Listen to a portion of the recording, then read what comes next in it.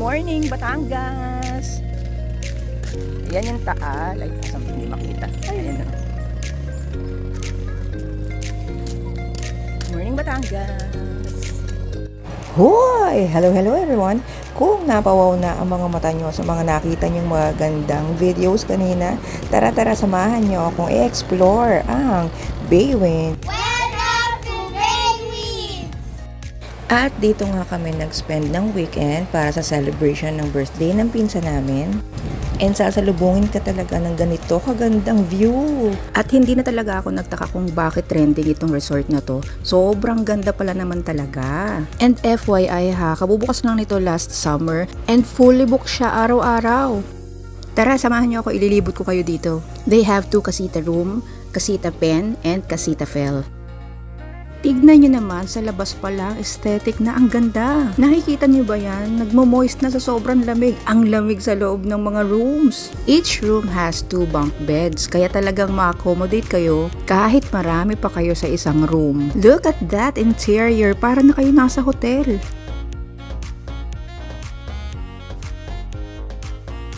And hindi lang yan, there's more. Meron pa kayo sa taas na space. Kaya yung mga guest hindi magsisiksikan dito, no? Napaka-komportable at napakalamig pa. Ito naman yung admin office nila, Casita Antonio. And wag ka, napaka-accommodating ng mga owners niyan. At hindi ka mamumroblema sa mga restroom, kumpleto yan. Separate ang for men and women, o diba? And look at that, napaka-clean and neat ng CR nila. Eto namang place na to ay napakaganda for relaxation, o diba, solo ka lang dyan. But of course, mas masarap kapag may kachismisan ka.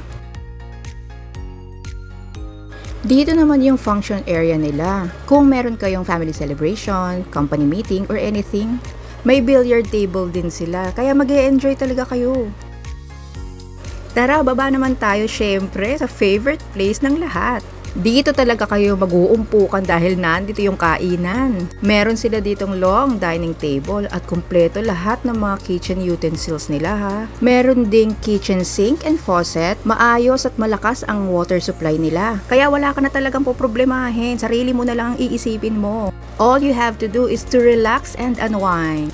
Eto naman yung poolside nila. Naku, i-enjoyin talaga ng mga bata yan. Napaka-safe ng area, good for children talaga, hindi madulas yung lugar. Pero syempre, kailangan pa rin ng adult supervision.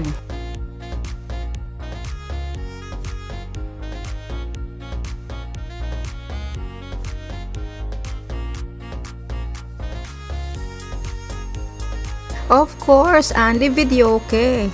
Yung mic and sound, naku, goods na goods.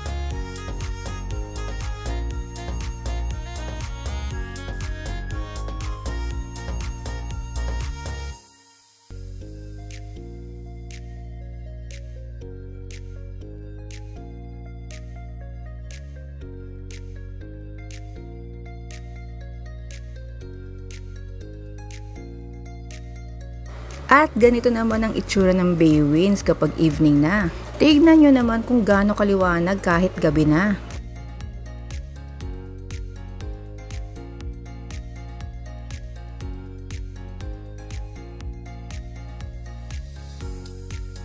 And ganito naman ang itsura ng pool area kapag gabi. Ang ganda, diba? Hay nako, no dull moments dito. Pag-e-enjoy talaga lahat ng maliligo dito, kahit mga kids and young at hearts, pwede. Tignan nyo naman, nag-iiba-iba yung kulay ng pool. Mag-e-enjoy ka talaga. Nako, sa Baywinds walang tapo, no? Lahat ng place maganda. Lahat ng area, Instagram worthy talaga. Kaya wala talagang tigil ang pictures and videos namin. This beautiful place is just in the heart of San Nicolas, Batangas. Paglabas mo ng Baywinds, eto na ang bubungad sa'yo. The ever-famous Taal Volcano and Mount Makulot. And kung marami pa kayong time, pwede kayong lumibot dyan. And dahil napakabait ng owner, inilibot niya kami around the vicinity. Sobrang nakaka-enjoy ng place, napakaganda, napakalinis ng San Nicolas. And most especially, in-enjoy talaga namin yung family celebration namin dito sa Baywinds. Experience Baywinds at tataas talaga ang standards nyo pagdating sa mga private resorts. You feel safe and special dito sa Bay Winds. O siya, sharing to you some of our celebration highlights. Kung maghahanap kayo ng resorts or place, nako dito na sa Bay Winds, where you can enjoy and relax at the same time. Thank you, Bay Winds. This is Lullabies Daily. Until next gala, bye!